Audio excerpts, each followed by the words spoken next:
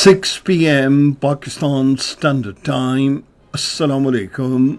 This is Radio Pakistan. The news read by Daman Zaman. The headlines. The Prime Minister has directed swift measures to ensure early completion of the delayed development projects. A task force has been formed to ensure provision of clean water to the residents of Islamabad and Rawalpindi. Pakistan and Afghanistan have agreed to remain engaged to achieve full potential of regional economic development. Pakistan has welcomed the decision by the United Kingdom Air Safety Committee to remove its airline carriers from air safety list. In the Indian illegally occupied Jammu and Kashmir, people have been subjected to massacres, custodial killings and arbitrary arrests under the draconian laws. Heavy monsoon downpour has slashed different parts of the country. And now the news in detail. Prime Minister Shehbaz Sharif has directed swift measures to ensure the early completion of delayed development projects. He was chairing a review meeting in Islamabad today focused on the public sector development program projects for the current fiscal year.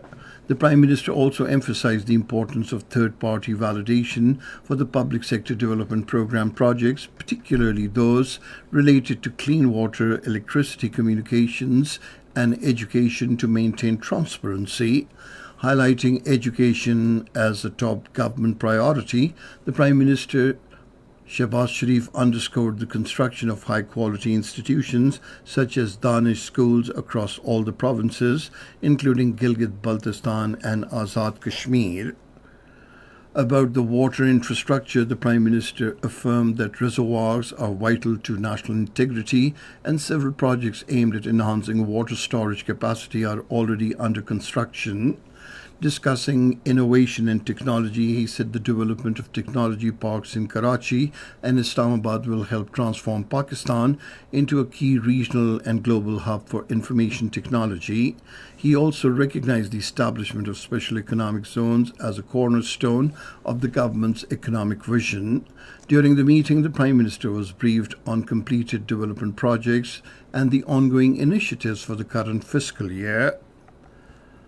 Prime Minister Shehbaz Sharif has directed the concerned authorities to formulate a comprehensive plan by the end of this month to provide farmers with easy loans and introduce a modern agri-financing system aligned with the contemporary requirements.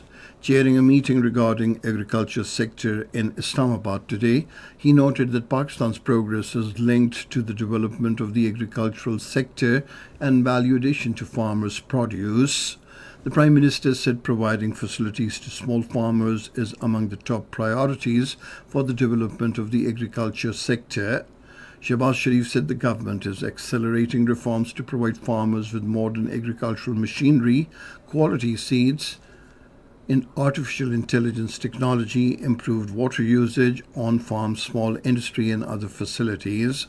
Reforms will also include measures for providing necessary facilities and training to farmers for processing agricultural produce to boost exports. Prime Minister Shehbaz Sharif has formed a task force to ensure provision of clean water to the residents of Islamabad and Rawalpindi, prevent contamination of the existing water reservoirs by sewage, and develop a coordinated water supply system from various dams to Islamabad. He was chairing a meeting in Islamabad today to address the issue of water scarcity in the federal capital.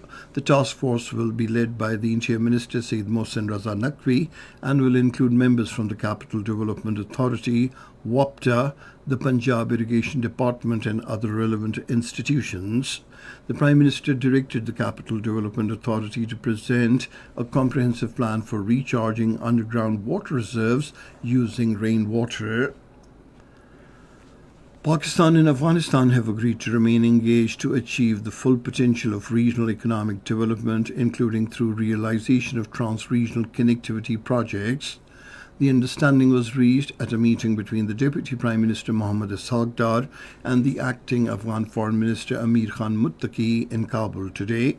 The two sides also called for strengthened efforts to maintain the momentum in bilateral relations and expand cooperation in trade, transit, and security domains to the mutual benefit of both the peoples. Earlier, the Deputy Prime Minister Asagdar arrived in Kabul on a day-long visit to Afghanistan.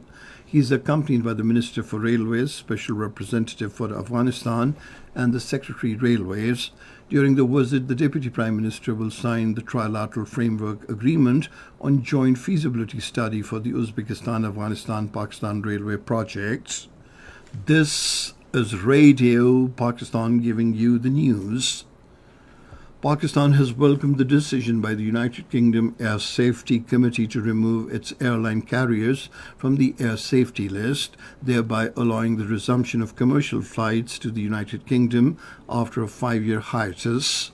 In a statement, the Foreign Office spokesperson Shafqat Ali Khan said this landmark decision is an affirmation of Pakistan's sustained diplomatic and technical efforts over the past years. He said, "We have demonstrated our firm commitment to meeting and upholding the highest international safety standards." The spokesperson said removal of the ban marks an important restoration of connectivity between Pakistan and the United Kingdom, supporting millions of Pakistanis living in the United Kingdom and strengthening economic, cultural and people-to-people ties. The spokesperson expressed gratitude to the United Kingdom for acknowledging Pakistan's commitment to aviation safety and cooperating constructively throughout the evaluation process. The Asian Development Bank has released a report titled Pakistan Digital Ecosystem, highlighting the pivotal role of the Special Investment Facilitation Council in improving Pakistan's digital landscape. The report notes that foreign investment was encouraged to enhance digital infrastructure and accelerate digital transformation. The oppressed people of the Indian illegally occupied Jammu and Kashmir continue to face gross political and legal injustices under India's colonial rule. According to a report released by the research section of the Kashmiri Media Service, the Kashmiri people have been subjected to massacres, fake encounters, custodial killings and arbitrary arrests under the draconian laws. It said justice has not been delivered to the victims of the horrific massacres in Gaukadal, Beach Behara, Sopore and other regions of the held territory. The Indian courts have failed to punish a single soldier or policeman involved in war crimes against the Kashmiri people. The report lamented that thousands of Kashmiris, including top resistance leaders and human rights defenders, remain incarcerated without fair trial in the Indian jails. Heavy monsoon downpour has lashed different parts of the country, including Rawalpindi and Islamabad. A spokesperson of the Met Office told our correspondent that the highest rainfall of 193 millimeters was recorded in Islamabad, 179 millimeters in Rawalpindi, 167 millimeters in Mandi Bhaudin, 142 millimeters in Chakwal, and 81 millimeters in Jehlam. The spokesperson said intermittent rain is expected to continue till tonight, although its intensity is likely to decrease. Various districts in the Punjab, including Lahore, Chakwal, Attak, Jhelum, Khushab, Sargodha, Gujarat, Gujranwala, Faisalabad, Sialkot, Narowal, Okara, Kasur, Sheikhupura and Hafizabad, are likely to experience thunderstorms and heavy rain today.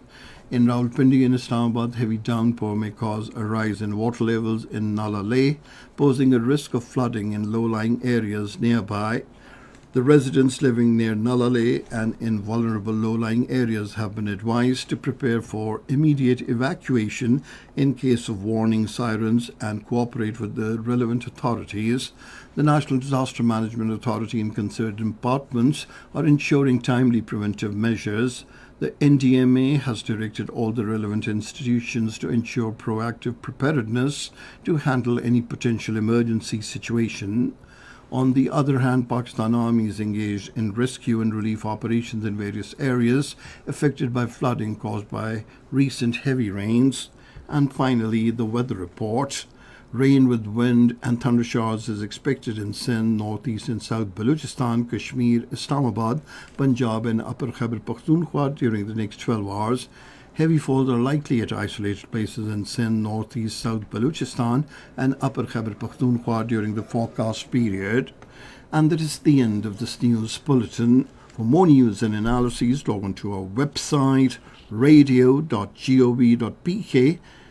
and you can also watch the live video streaming of our bulletins on the link facebook.com/Radio Pakistan News Official.